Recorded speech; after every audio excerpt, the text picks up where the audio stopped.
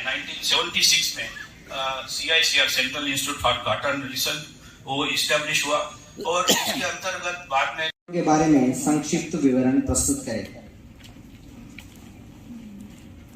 Stage पर उपस्थित हमारे माननीय कृषि एवं किसान कल्याण मंत्री और ग्रामीण विकास मंत्री, भारतीय कृषि अनुसंधान परिषद के महानिदेशक और सेक्रेटरी डे, कृषि मंत्रालय और कपड़ा मंत्रालय, कॉटन में माननीय मंत्री जी को आमंत्रित करने के बारे में संक्षिप्त में बताना चाहूंगा। ये कार्यक्रम माननीय मंत्री जी ने असल में कहीं न कहीं बहुत ही स्पेसिफिक समस्याएं हैं रखते हुए माननीय मंत्री जी ने एक विकसित कृषि अभियान संकल्प अभियान कार्यक्रम 29 मई से और 12 जून तक इंडस्ट्रीज के वैज्ञानिक और सभी विभाग मिलके एक टीम 1,36,00,000 किसानों से इन 15 दिन में संपर्क किया गया, जिसमें which are hindering the productivity of the different crop.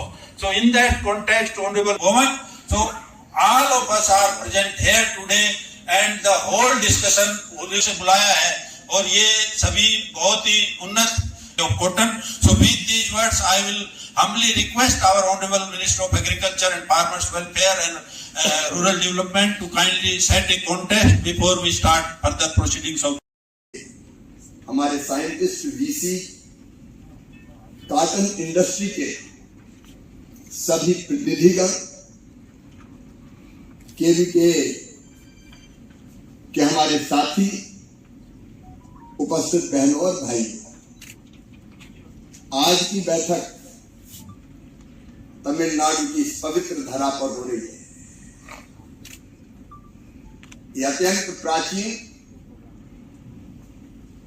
और महान प्रदेश भारत का तमिलनाडु, और तमिल भाषा का इतिहास तो बहुत पुराना है। 5000 साल पुराना तो ज्ञात इतिहास है तमिल का। ये महापुरुषों की भूमि है। इस महान तमिल भाषा को प्रणाम करता हूं। तमिलनाडु के सभी भाइयों और बहनों को प्रणाम करता हूं, क्योंकि इसी धरती से कपास की क्रांति प्रारंभ हो रही है। आज का ये विचार मंथन, ब्रेन स्टॉर्मिंग, ये केवल कर्मकांड नहीं है। आप सब இந்த மேடையில் அமர்ந்திருக்கும் மாண்புமிகு कृषि मतलब एग्रीकल्चर मिनिस्टर श्री गिरिराज सिंह जी, ये नाम छोड़ दीजिए, वो मैंने महाराष्ट्र कृषि मंत्री माननीय कृषि मंत्री जी, एडवोकेट कोकोटे माणिकराव शिवराज जी, ये नाम மேடையில் அமர்ந்திருக்கும் அனைத்து மாண்புமிகு மந்திரி மற்றும் பாரதிய கிருஷி அனுசந்தான் அக்ரிகல்ச்சரல் ICAR நம்முடைய இந்திய வேளாண்மை கழகத்துடைய எல்லா மாண்புமிகு தலைவர்களுக்காக நான் என்னுடைய வணக்கத்தை தெரிவித்துக் கொள்கிறேன். இந்த மேடையில் அமர்ந்திருக்கும் அவர்களுக்கும் என்னுடைய வெல்கம் அட்ரஸ், நான் என்னுடைய எல்லாரையும் இங்க வரவேற்கிறேன். இந்த जिंदगी की जरूरत रोटी के बाद सबसे बड़ी तो कपड़ा है। जैसे रोटी के बिना नहीं रह सकते, वैसे कपड़ों के बिना भी नहीं रह सकते। और कपड़ा बनता है कपास से, और कपास पैदा करते हैं किसान। वैसे भी भारतीय अर्थव्यवस्था की रीढ़ है किसान, कृषि, और किसान उसकी आत्मा, और किसानों की सेवा मोदी जी के नेतृत्व में हमारे लिए भगवान की पूजा है। நமது வாழ்க்கையில் உணவு மற்றும் உடை மிகவும் இன்றியமையாதது. இந்த உணவு மற்றும் உடையை உருவாக்குவது விவசாயிகள்.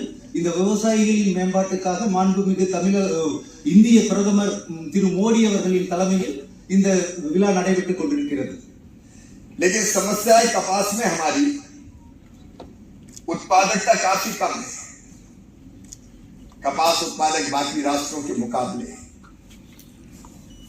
पर हेक्टर हम केवल 400-450 लिंट केजी पर हेक्टर पैदा कर पा रहे हैं।